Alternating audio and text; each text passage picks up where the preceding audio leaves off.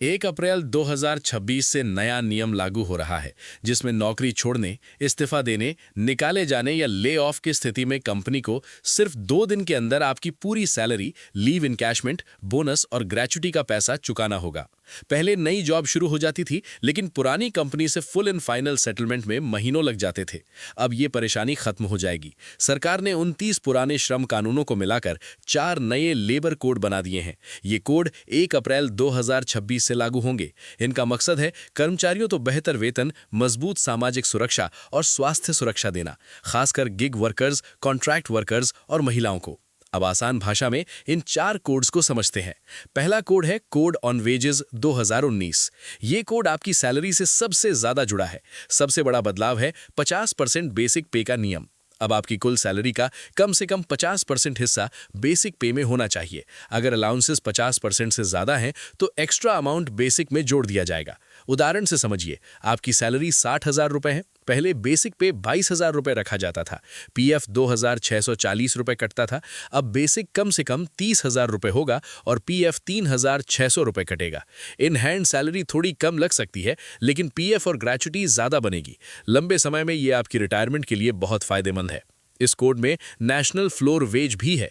केंद्र सरकार पूरे देश के लिए न्यूनतम वेतन का फ्लोर तय करेगी। कोई राज्य उससे कम नहीं रख सकेगा। सैलरी अगले महीने की 7 तारीख तक डिजिटल तरीके से मिलनी चाहिए। देरी पर कार्रवाई हो सकती है। दूसरा कोड है इंडस्ट्रियल रिलेशंस। ये छटनी और हड़ताल से जुड़ा है। अब 300 कर्मचारियों तक वाली कंपनियां बिना सरकारी अनुमति के छटनी कर सकती हैं। पहले ये 100 था। हड़ताल से पहले 14 दिन का नोटिस अनिवार्य है। बिना नोटिस की हड़ताल अवैध होगी। तीसरा कोड है कोड ऑन सोशल सिक्योरिटी। यह आपके भविष्य से जुड़ा सबसे महत्वपूर्ण कोड है। इसमें बड़ा बदलाव है। फिक्स टर्म और कॉन्ट्रैक्ट कर्मचारियों को 1 साल की सेवा के बाद ग्रेच्युटी मिलेगी। पहले 5 साल जरूरी थे। गिग वर्कर्स यानी कि स्विगी, जोमैटो और उबर आदि जैसी कंपनियों में काम करने वाले लोगों को पहली बार कानूनी पहचान मिलेगी। उनके लिए सोशल सिक्योरिटी फंड बनेगा, जिसमें कंपनियां योगदान देंगी। इससे उन्हें बीमा और अन्य लाभ मिल सकेंगे। चौथा कोड है occupational safety and working conditions.